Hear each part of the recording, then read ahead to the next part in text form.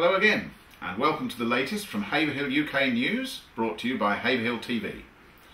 In the news for today, Friday, June the 22nd, Haverhill's Police Chief has spoken of his frustration about high street traffic, a police source of funding for businesses after banks have turned them down, and memorabilia from Concord coming up for auction in town on Olympic Torch Day. Inspector Peter Ferry, Haverhill's senior police officer, has spoken out about the frustration he and his officers feel at the lack of progress in pedestrianising the high street. Inspector Ferry said they were banging their heads against a brick wall in trying to deal with illegal parking in the street, which residents have again voted for as a police priority.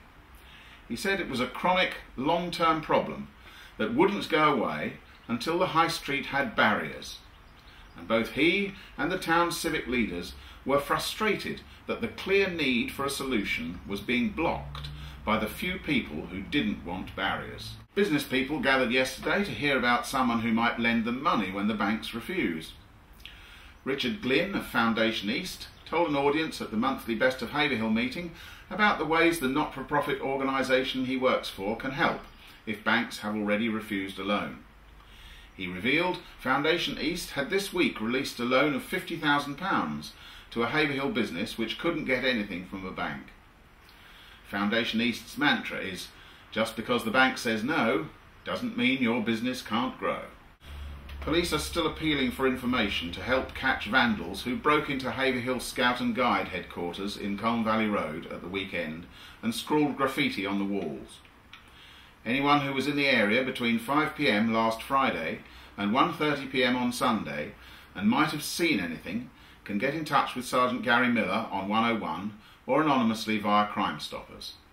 And finally, there's a chance to bid for some Concord memorabilia at a summer fair in Haverhill on July the 7th. St Mary's Church is holding the event from 10 a.m. to 2 p.m. just before the Olympic torch arrives at 2:39 p.m. and it will include an auction. One of the lots is a set of 6 pieces of British Airways Concord china, all numbered and made by Royal Dalton. Very collectible. That's all for today. Join us again on Tuesday, and in the meantime keep up to date by going to www.haverhilluk.co.uk or follow us on Twitter.